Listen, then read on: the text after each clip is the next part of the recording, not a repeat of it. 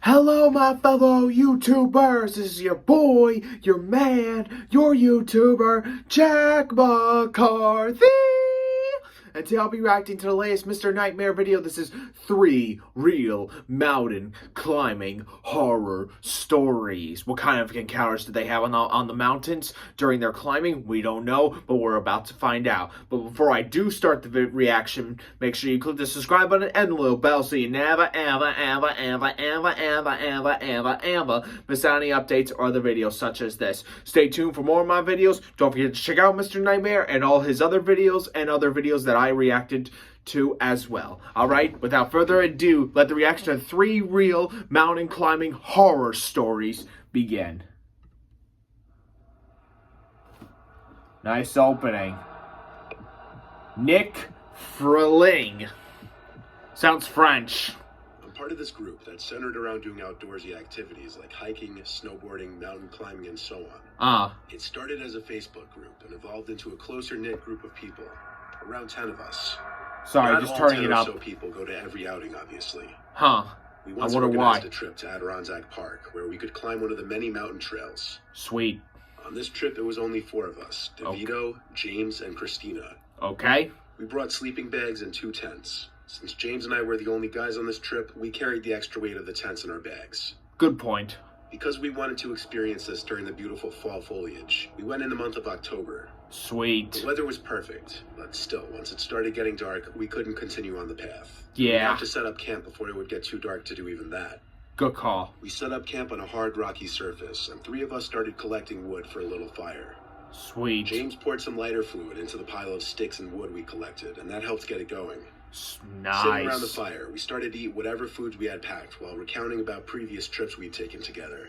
Nice. That's when it first happened. What? A scream from the distance, a woman's scream. A scream that sounded as though someone was being attacked or feared for their lives echoed down the mountain. Perhaps. The 4 of us fell silent and looked at each other. Any of us who had food in our mouths had stopped chewing. We were all just frozen for a few seconds. And they probably gulped it. The scream didn't repeat. We broke the silence by asking what we should do. We should have been alone this far into the trail. Then another sound echoed down the mountain. This one a loud popping sound. It didn't sound like a gunshot at all, but the best any of us could describe it was this high-pitched, loud, single popping sound. We now agreed to put the fire out and get in our tents. We didn't know who was out there or what was going on, and we didn't want to advertise our presence. Good point. I shared a tent with James, while the girls shared the other tent. Alright. Falling asleep in a sleeping bag is always a tough task for me. And when you add hearing a blood-curdling scream out in the middle of nowhere not too far from you, it just makes it even harder. It was an hour or 2 that passed, and James seemed to have already fallen asleep. I was still rolling around from side to side, uncomfortable, when I heard another woman scream. This one was higher pitched and much, much closer. I sat up and looked at James, who was apparently woken up by the scream. We were scared to even leave the tent, because the scream was borderline right outside our campsite. We were discussing if we should wake the girls and pack it up and leave. We'd have a long hike back in the dark ahead of us. Yeah. We then heard footsteps outside our tent. The sound of shoes hitting the stone floor below us. Oh boy. I called both DeVito and Christina's names, expecting it to be them. But when they didn't answer and the footsteps stopped right outside the tent, I looked at James, who looked back at me with an equally horrified look on his face. Someone then started shaking our tent violently, and James and I started to scream, and we could hear the girls screaming in their tent as well in reaction to our screams. I said on the count of 3, we leave the tent and fight whoever was out there.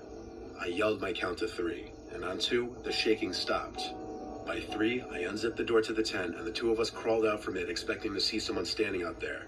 They had already disappeared into the darkness, probably still watching us. We ran to the girls' tent, yelling their names, saying we gotta go.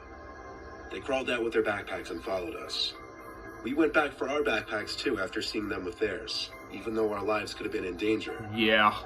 After grabbing our bags and leaving the tents and sleeping bags, we somehow navigated down the mountain through the dark without flashlights on, relying only on moonlight. We had to stop and sit multiple times to rest, but we never stopped to sleep again. Not like we even had the option anymore. Good point. Plus, we were paranoid that we were being tailed. We had to just keep moving for hours until we made it back to the car. James drove us 20 minutes down the road before stopping, and then we slept in the car. We all woke up past noon because of how much walking we did and how late we finally got to fall asleep. Yeah. We told the whole group about it the next day on the drive home. To our knowledge, nothing ever came up on the news about any kind of murders or weird happenings in the Adirondacks around that time. It was in October of 2017 if anyone wants to do some detective work of their own. This still holds up as the scariest and overall worst night of my life. Maybe I might. You never know. I've always been fascinated by these kind of cases and everything.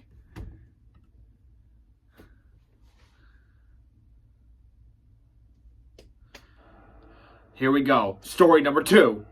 Anonymous. Okay, reasonable. My uncle is notorious in my family for being a daredevil and always worrying my mom, other uncles, and grandma. Really? Especially considering he's been on multiple medications for decades. He's what you'd call an adrenaline junkie, and he's climbed over 5 mountains in his life. Fair most enough. Notably Everest. Sweet. Well, he's attempted Everest, but he didn't make it to the top. Something in his living on edge personality and mentality slightly changed after he attempted to climb Everest. I was just 10 years old when he did, and even I remember the change. It wasn't until 5 years later that I was told just what happened on Everest. Really? My uncle went alone on his expedition, which may have been his biggest mistake. He said he stayed at base camp for a full day before continuing his climb beyond that point. At first, his climb was easy, he says, and as one would imagine, it got gradually more difficult. Even though it's a well-known fact that many bodies of previous climbers are still to be found on the mountain, my uncle says he never expected to actually find one.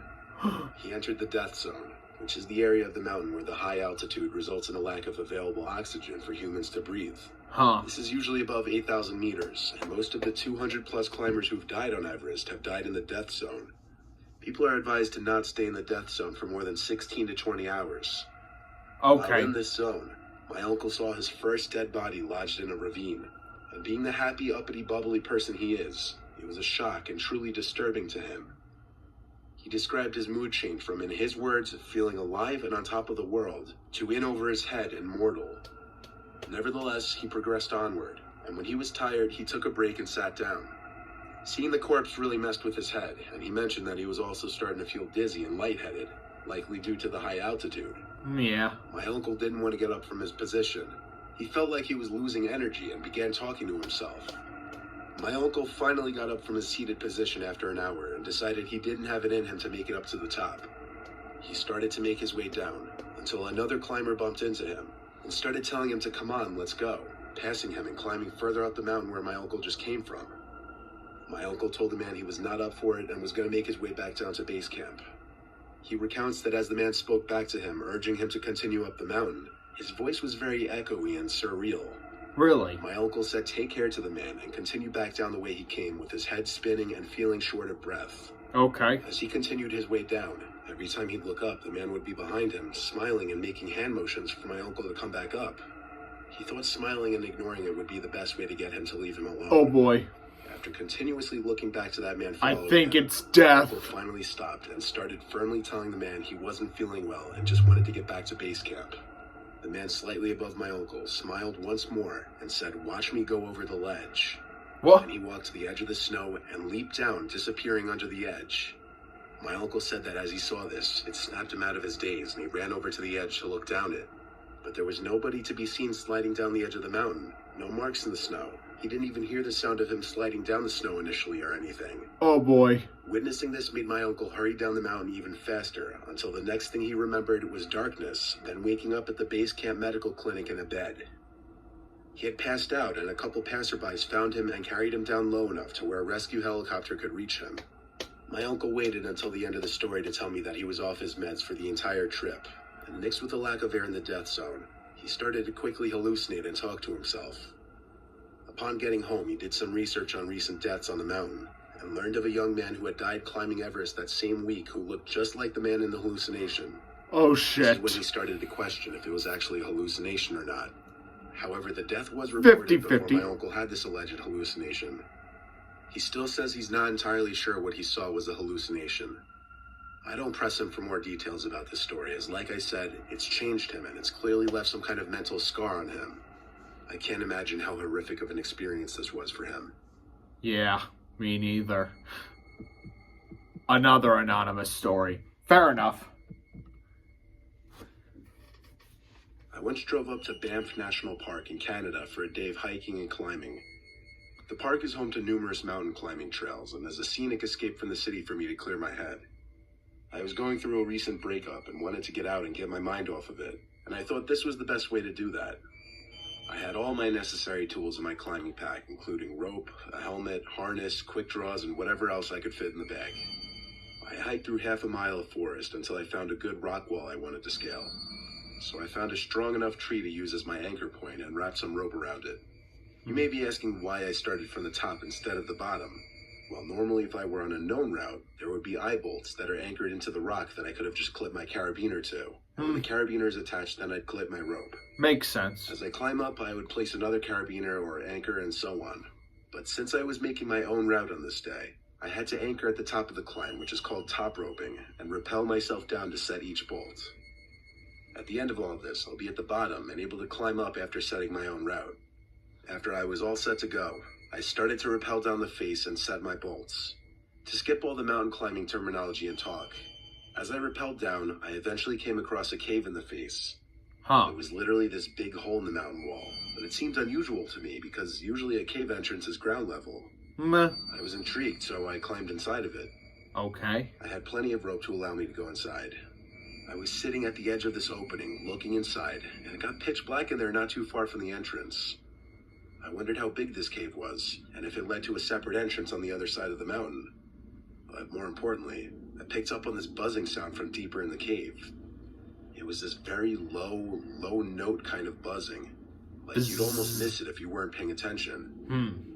I walked very slowly deeper into the cave, and as the humming got slightly louder, I said hello into the cave. Not because I was expecting an answer from anyone, nor did I want an answer. I wanted to see how much of an echo there would be, to give me an idea of how deep this cave went. And there was quite a loud echo. But on top of that, the humming or buzzing sound stopped after I said it. I was creeped out, no doubt, but I was still intrigued as to what that buzzing sound could have been. Ooh. I stepped just a little more into the cave, the rope starting to wedge at the top of the cave entrance now. I started to hear this slow, deep breathing, and I suddenly knew I wasn't in the cave alone. Perhaps there was an animal in there. I started to back away slowly out of the cave. When I felt I was close enough to the entrance of the cave, I took out my flashlight from my backpack, aimed it into the cave, and my finger quivered over the button for a few seconds. In a moment of poor judgment but pure curiosity, I turned the flashlight on and the cave lit up a bit. At first I thought it was just an empty cave, until I noticed the two heads peering to me from behind the curved cave wall. I could only see half their faces, but they looked sickly and decrepit. The way they were watching me, they were in the dark seconds ago, impossible for me to see, but them able to see me perfectly standing by the light near the entrance of the cave. I turned off the flashlight and ran for it back out of the cave. I started to climb back up the face when I felt a grip around my ankle trying to pull me back into the cave. I kicked as hard as I could at my attacker, and I felt my shoe hit their face. In response, the sickly-looking person let go, and I heard him make this horrible shriek of pain. He sounded less human and more like some literal cave-dwelling monster. I didn't look down. I climbed the rock wall faster than I'd ever climbed. I don't think either of those two barely human things I saw in that cave attempted to come out and grab me. I made it back to the top in a surprisingly quick amount of time due to adrenaline. The reason I didn't just allow the rope to safely descend me down to the bottom instead of climbing to the top was because I feared they would grab the rope and pull me back up. Good call. I carved 2 big X's at the top of the face, and then 2 more at the bottom, indicating to whoever passes by here not to climb here. I hiked my way all the way back to the side of the road where I parked my car. I had a long drive home lost in my thoughts, appreciating my life and scared shitless, wondering what the hell was wrong with those people in that cave. Why were they in there? And what were they going to do to me? I'm telling you, they looked pale and sickly. They were not regular people. I called the park warden's number and gave them the coordinates of the cave and told them about the dangerous, sickly-looking people hiding in there. I'll tell you one thing, though. What? This experience definitely took my mind off my breakup for a while. Not in a good way, I bet, because he did want to. It is nice to do something to get the breakup out, but that way, just. All right, so let's see. Based on those 3 stories, I would say the first one was the scariest. The third one was the scary, but not as scary as the first one, and the second story was the least scary. I meant half hallucination and half ghost, but yeah. So that's the order. Scariest, the first story. Second scariest, the third story, and the third scariest, the second story. That's my order. Hope you all enjoyed this reaction. Like, subscribe, click the little bell, stay tuned for more videos, and check out Mr. Nightmare, and always remember, I upload these for all of you. John McCarthy, signing off. El Bio-y.